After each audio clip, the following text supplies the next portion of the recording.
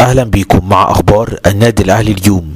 خبرنا الاول، زي ما انفردنا معاكم فجر اليوم رسميا الاهلي يتوصل لاتفاق لضم مروان عطية من الاتحاد لمدة 4 سنين ونص بفضل الله بفضل الله بفضل الله. فجر اليوم الساعة 2 الا ربع فجرا سجلنا فيديو ونزلنا لحضراتكم وقلنا ان النادي الاهلي خلاص توصل الاتفاق مع محمد مصلحي على ضم مروان عطية لمدة 4 سنوات ونص. الكلام ده نزلناه الساعة 2 فجرا. النهاردة الظهر كل المواقع المصرية الكبيرة اعلنت عن نفس الكلام اللي قلناه بالحرف. كل المواقع المصرية الكبيرة اكدت على ان مصدر من النادي الاهلي، يعني زي ما قلنا حتى الخبر بالحرف، قال ان خلاص مروان عطية في النادي الاهلي ولمدة 4 سنوات ونص برضو زي ما انفردنا معاكم فجر اليوم.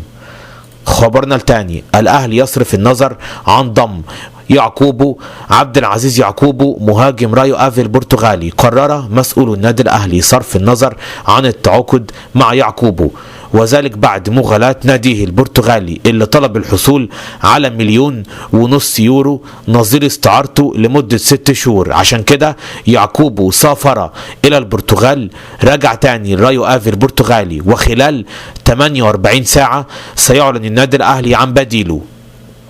خبرنا الثالث، زي ما انفردنا معاكم طوال الفترة الماضية النادي الاهلي ينفي مفاوضاته مع احمد عادل ميسي، على الرغم من ان البعض كان يتحدث عن مفاوضات الاهلي مع احمد عادل ميسي، ولكن في الفترة اللي فاتت دي كنا بنقول ان اللاعب خارج حسابات الاهلي، وللاسف كان في تعليقات بتقول الكلام ده كذب ومش صحيح، ولكن الايام تثبت صحة كلامنا. بالفعل يعترف الاتحاد السكندري بان النادي الاهلي خارج تماما مفاوضات احمد عادل ميسي، واللاعب عنده عروض من البنك الاهلي وسيراميكا كليوباترا فقط. خبرنا الرابع، مدرب محمد الضاوي يكشف عن مميزاته بعد اعلان انضمامه للنادي الاهلي.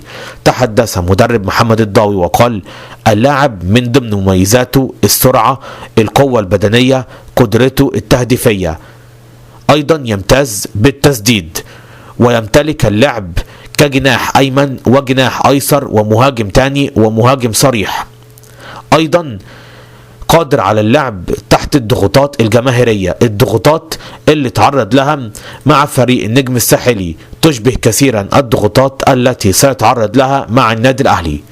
خبرنا الخامس، الاتحاد الأفريقي يعلن عن تعديل جدول مباريات الأهلي في دوري أبطال أفريقيا.